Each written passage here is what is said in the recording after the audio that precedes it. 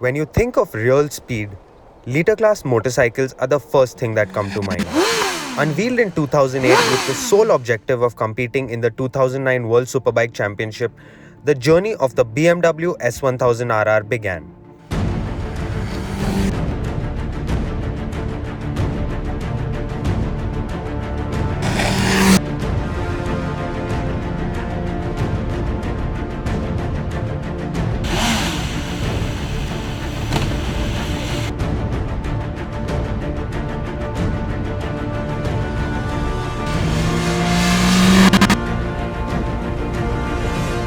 Hello and welcome to the Bike India channel. What we have here today with us is the 2023 BMW S1000RR.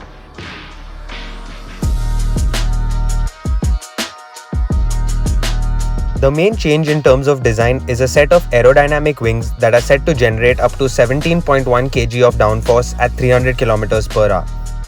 The test bike seen here is the top line Pro M Sport variant that gets a set of 17-inch carbon wheels, an M Sport seat, M footrest with carbon fiber heel plates and a black fuel filler cap.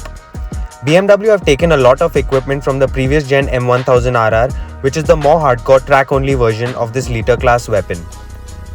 Additionally, this 2023 model gets a larger windscreen and the M chassis kit, which includes an adjustable swing arm pivot point.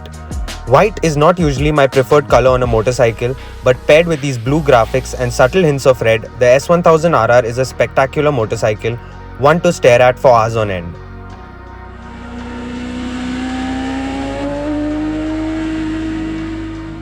There are 4 main riding modes and additional 3 Race Pro modes that can be set up individually according to a rider's preference. A mode button on the right side of the handlebar can be used to toggle through 4 pre-selected modes.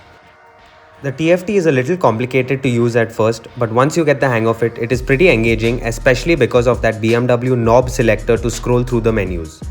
In one of the menus, there is also a lean angle sensor that will give you a live reading of how low you have been getting in the corners. The standard variant weighs 197 kg, while this Pro M Sport variant has a curb weight of 193.5 kg. As I got astride, I noticed that the seat is fairly high at 824 mm. The foot pegs have been placed high up and well towards the rear. Compared to other sport bikes, reaching for the clip-on handlebars does not require you to crouch and immediately put you into a committed position. You are still in an aggressive position, but one that will probably be a little more forgiving on your back than other sport bikes. While cornering, this position feels natural as my hand locked perfectly around the well-sculpted 16.5 litre fuel tank. Over long rides, this seat is not the most comfortable because it hardly has any padding, but this is a missile that is meant to live at the racetrack where that M Sport seat will surely stand in good stead. Sitting within the cast aluminium bridge type frame is the 999cc BMW Shift Cam 4-cylinder motor. It now puts out 3 horsepower more than the last model, bringing the output to 210 horsepower at 13,750 rpm and a peak torque of 113 Nm at 11,000 rpm. As you fire up this motor, the inline-4 howls to life and it has its own wild character. It sounds a little gruffer and does not emit the smooth whine of a Japanese inline-4 motor, for instance. The throttle response is extremely predictable and it is surprising how the bike responds so well to every input. The acceleration of this rev-happy motor is linear and you have a really strong mid-range where the bike is the happiest, followed by a slight surge once you throttle it out all the way to the red line. First gear can easily shatter past the 150 km/h mark and the bike just feels so planted and controlled while doing high speeds. While this motor can be violent when it wants to, it can also cruise around at 50 km/h in 6th gear, from where you can get on the gas and it gains momentum and quickly builds up speed. This makes it an extremely usable motor on the highway. In the city, I did feel the heat from the motor, so being stuck in traffic is not such a welcome scenario. With the electronics keeping everything in check, the S1000RR always feels really safe. The gear shifts are extremely slick and the clutch is easy to operate. Once out of city traffic, the quick shifter is one of the most engaging parts of this motor and probably the best quick shifter system I have experienced.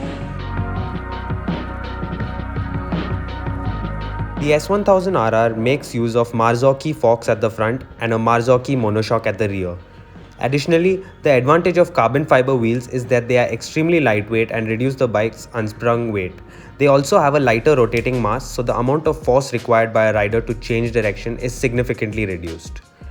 This was certainly one of the most fun motorcycles with which I have tackled a set of corners. It feels so natural, holds its line perfectly, feels really stable and inspires a lot of confidence. This is also thanks to the super grippy Dunlop rubber. This ultimately translates into making you feel like a much better rider than you actually are.